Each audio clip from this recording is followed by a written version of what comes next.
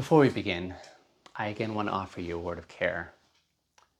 This episode is going to explore some heavy themes, the way that pain and vulnerability can be manipulated, how despair is disguised as care, and how counterfeit belonging takes advantage of wounds. So if at any point this feels too much for you, I want to let you know it's okay to pause or step away. Your well-being matters far more than finishing this episode. And for those of you who do continue, know that while these truths are heavy, I'm always going to weave hope into them because pain doesn't have to be prey. It can actually be the ground that wholeness comes from when met with integrity and intimacy.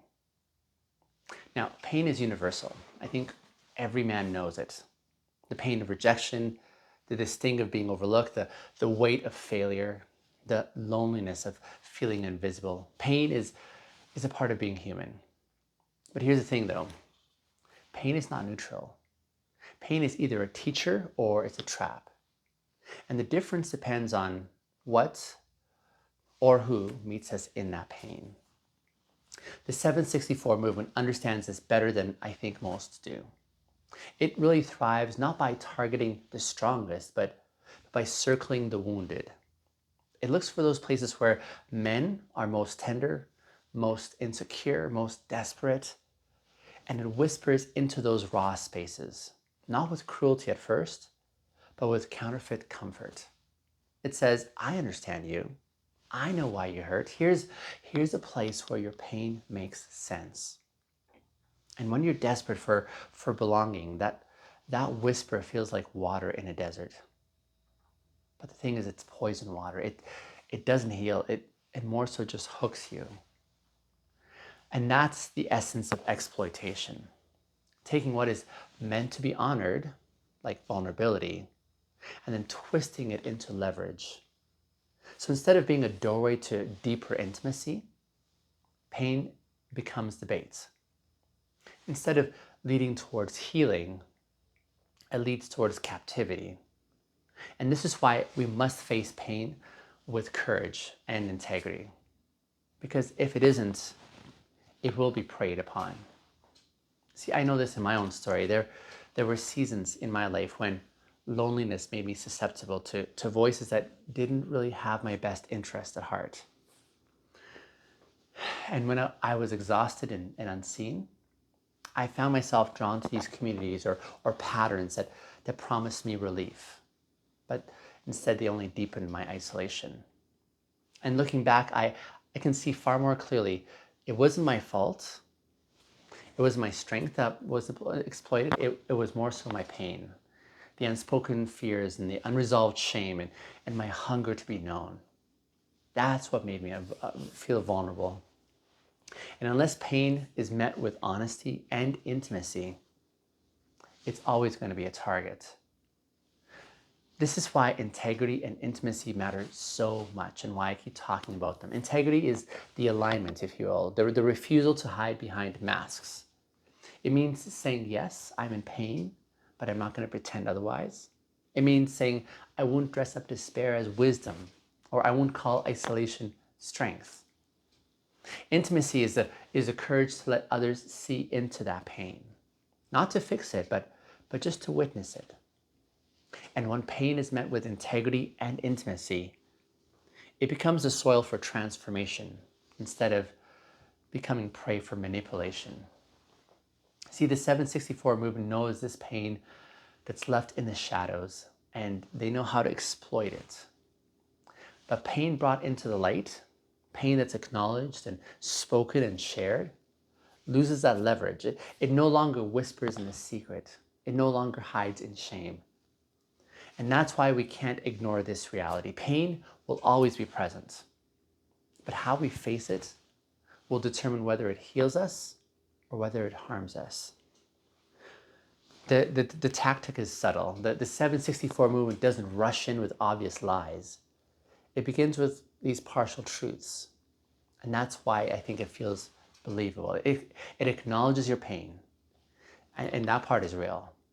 It names your loneliness, your rejection, your frustration. And I mean, all that's true. And then it takes a turn.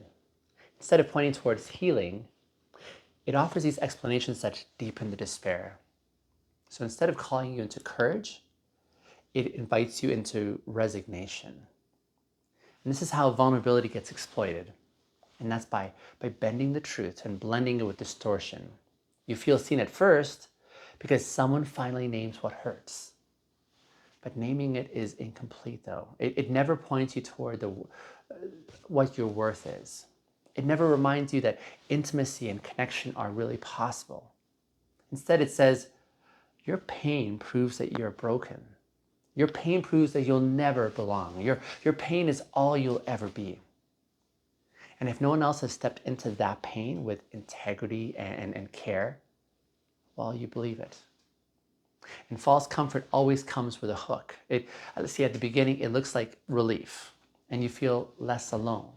You find words for your confusion, and you discover a community that resonates with your anger or sadness. And I mean, for a while, that feels like belonging.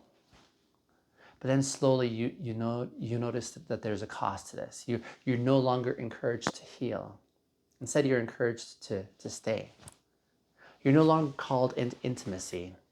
Instead, you're reinforced into isolation. The very pain that brought you in becomes this leash that keeps you tied in. And this is why I would say integrity is so critical, because integrity is what allows you to recognize when comfort is not real. Integrity is that voice inside that says, this may feel good now, but it's not really who aligns with me. It's not who I want to be. Without integrity, you in essence confuse comfort with care. And you confuse resonance with truth. And you confuse belonging with control. And that's the confusion that the 764 exploits. Intimacy is just as necessary, I'd say, because intimacy is what allows you to share your pain with the people who won't actually weaponize it against you. When you're known in safe spaces, when you can say, this hurts, and not be shamed for it or manipulated, you break that cycle. And your pain becomes this bridge to connection instead of a hook for captivity. And that's why 764 thrives in isolation. If you've ever experienced safe intimacy, the counterfeit feels like a really poor option. But this is what the 764 movement, why it's so dangerous.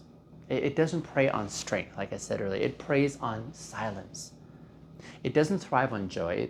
It thrives on despair that no one else has witnessed. And so the work ahead, and the reason for this whole series this month, is to learn how to face pain differently. To stop numbing it, to stop hiding it, to stop letting it be prey.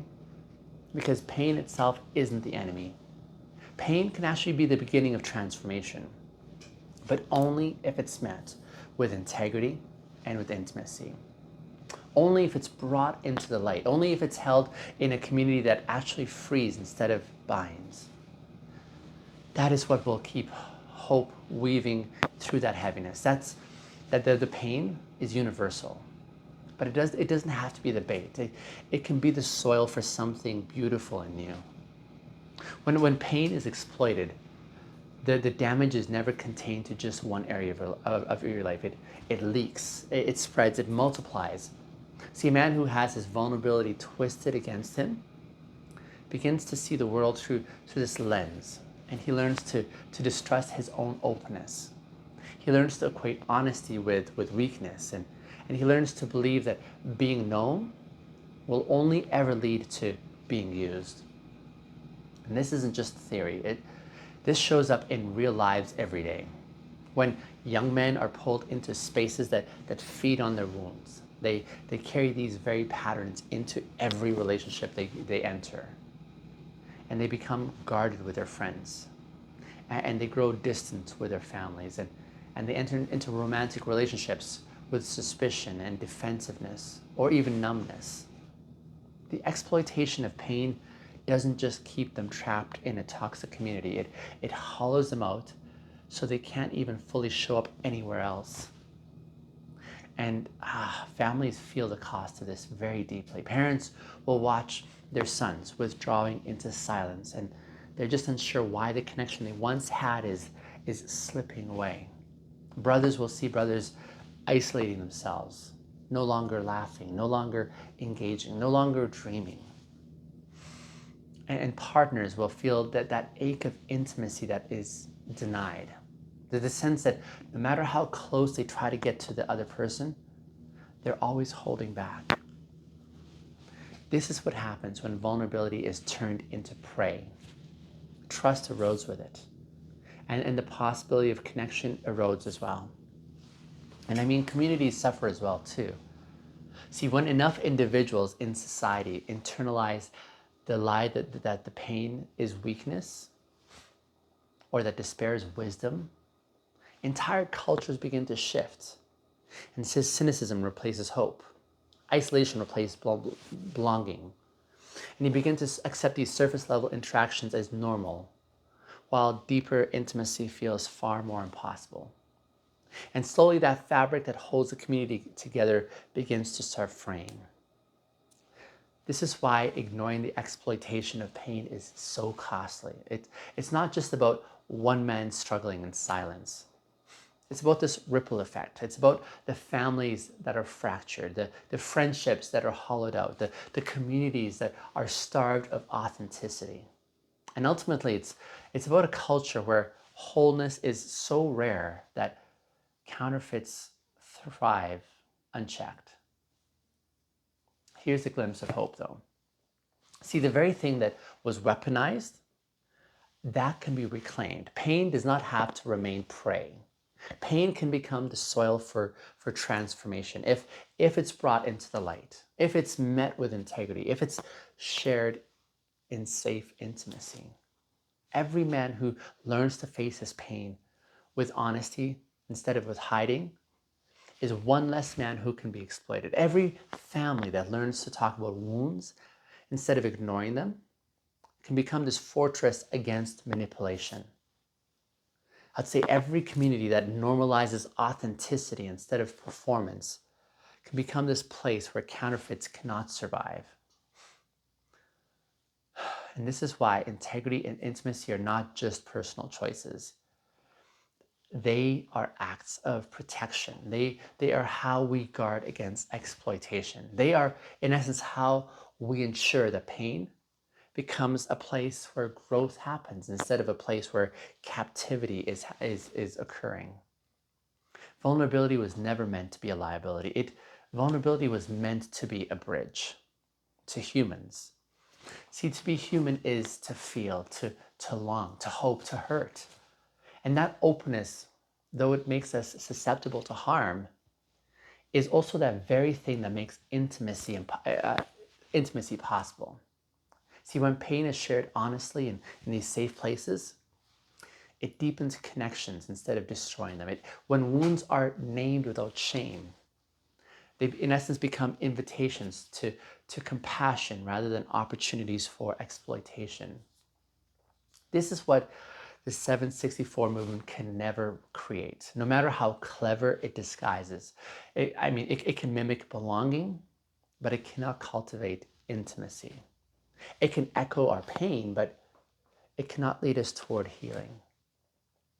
It can dress despair as wisdom, but it cannot offer the kind of truth that frees. And this is why reclaiming our relationship with pain is so important, because when we learn to face our wounds with integrity, when we bring them into the spaces of intimacy, the counterfeit loses its power. And for young men listening, this matters deeply. You are living in this culture where we're constantly told that you need to numb your pain, to ignore your feelings, and to measure your worth by what you can achieve instead of who you are. And that narrative leaves you wide open for manipulation. But integrity says something completely different. It says, I will not pretend. I will not silence my struggle. I refuse to trade my wholeness for an image. And intimacy adds on to that I will let others see me. I will choose connection over hiding.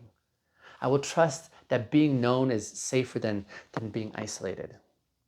This is how we reclaim our vulnerability. That's how we can make sure that pain can become our teacher that helps us grow instead of making us pray. For families who are listening, this matters too. If you have sons or brothers or nephews, your willingness to create a safe space for their pain may be the very difference between their healing and their harm. So don't dismiss their wounds. Don't belittle their struggles. Don't confuse toughness with resilience. Instead, offer presence, offer listening, offer honesty. That kind of connection doesn't just protect individuals, it actually builds fortresses against entire movements of despair. And for all of us who are listening, this is the reminder. Integrity and intimacy are not luxuries.